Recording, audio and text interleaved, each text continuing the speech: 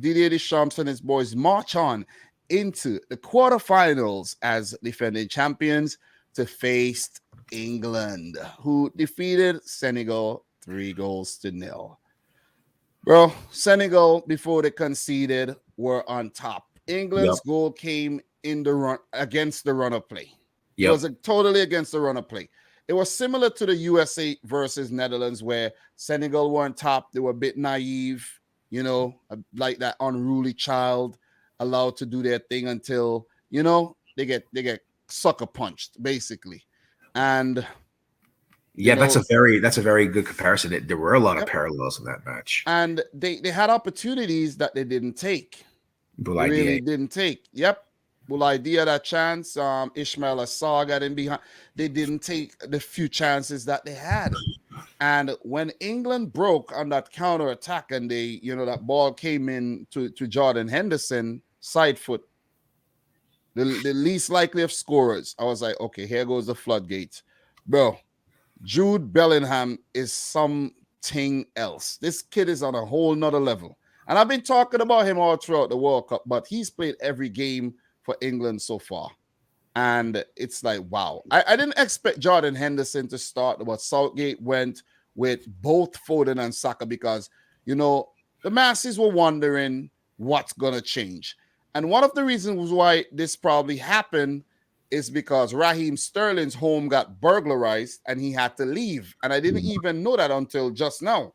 I heard about it, yeah. So, that actually alleviated some of the, the stress of whether to play Sterling or Foden or Saka, or Rashford, because Kane's always going to start. But I think having Saka and Foden gives you that dynamism. Foden is a hard worker, but Saka, I think, is the better defensive type player, even though he made an error that Senegal did not pounce on.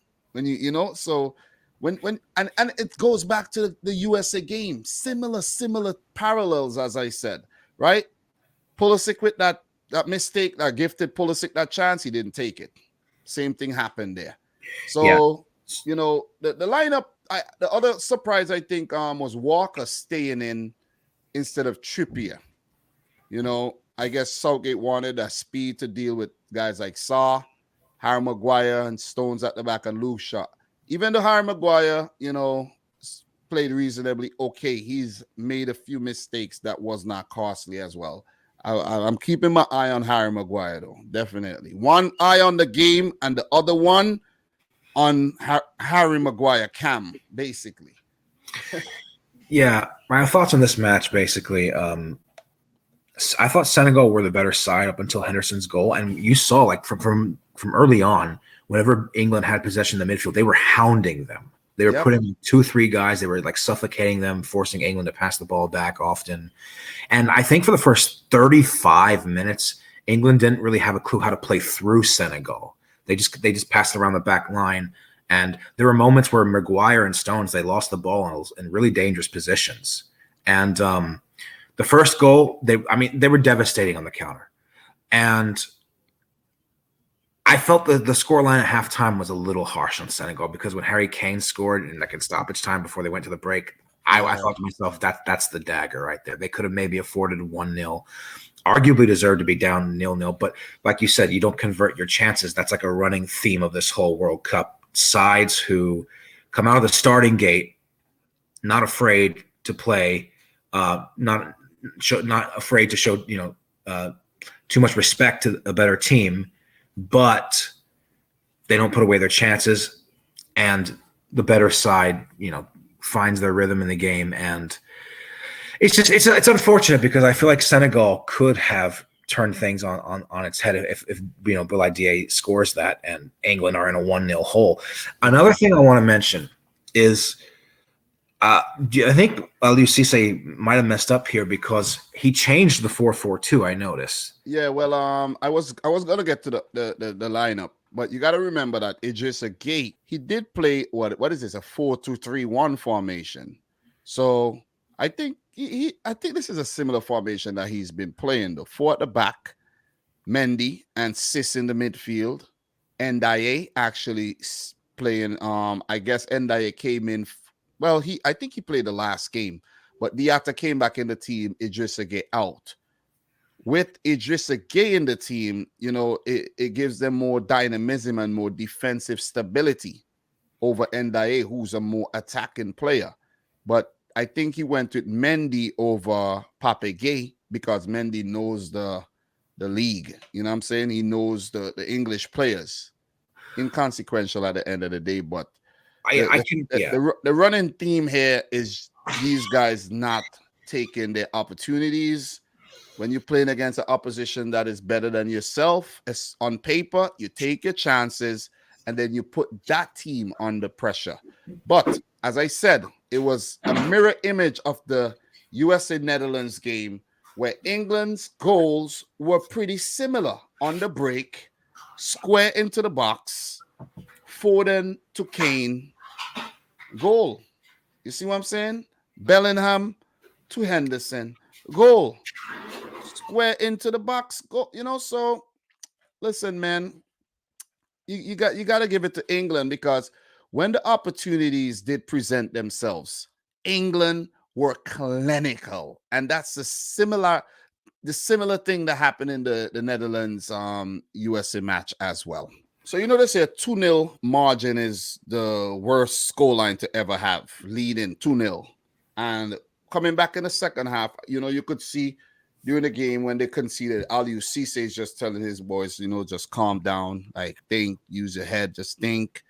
And they needed a goal. They needed to be the team that scored the next goal. And it was game on again. But for the second half, they just didn't have that I don't know, the willpower.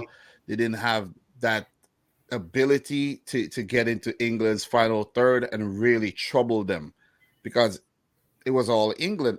The game actually, to be honest, the game got very boring in my opinion because Bukayo Saka scored early in the half.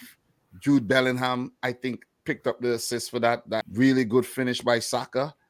And it was like, for the rest of the game, it was like England already won. You see what I'm saying? Yeah. And I literally, to be honest, I'm going to keep it real. I lost my interest in the game. I was so disappointed in Senegal for not at least putting up somewhat of a fight here. Okay, so it was Phil Foden with the assist for the Saka goal, and the Henderson goal. I know it was definitely so Bellingham was involved in the Phil Foden assist for that Kane goal, and then it was Phil Foden with another assist there for Saka.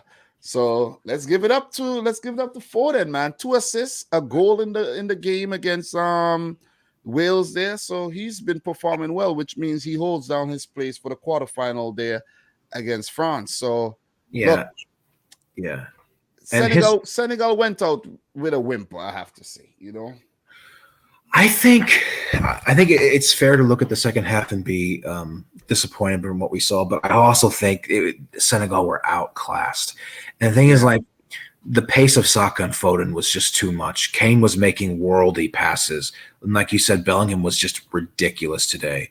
I thought it was kind of cool watching Kane dropping back and like allowing Henderson and Bellingham going forward, and like England was often pressing with like a front four while they were in possession, and they had a midfield four, which was very impactful.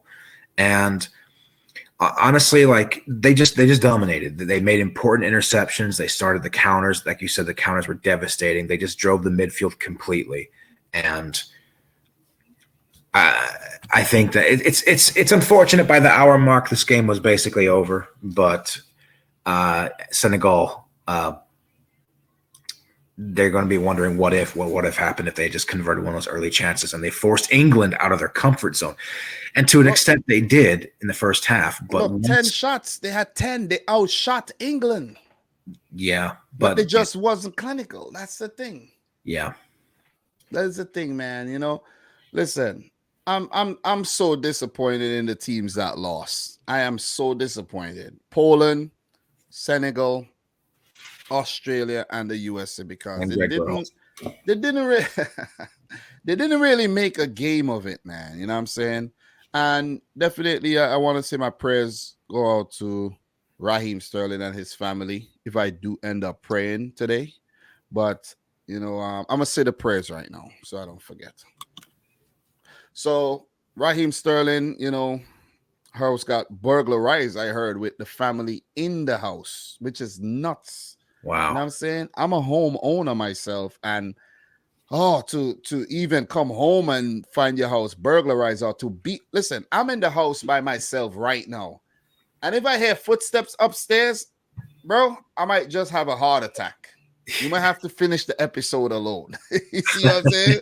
Oh no. Because I'll be like, so this has been happening too frequently to footballers, man. You know what I mean? Dele Ali got his house burglarized.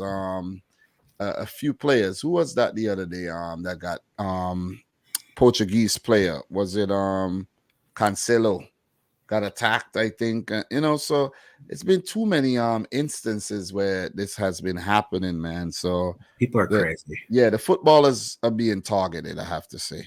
And I don't know if they have the right security measures in place, to deal with these things because I'm not saying Sterling was careless or whatever, but if I'm making that type of money per week, listen, the money that they're making per week, you could pay one man just a sum of the money that you make per week for the whole year to watch your house. Yeah, it's true. You see what I'm saying? Yeah. So it is what it is. Maybe I don't know what I'm talking about, but I'm just saying.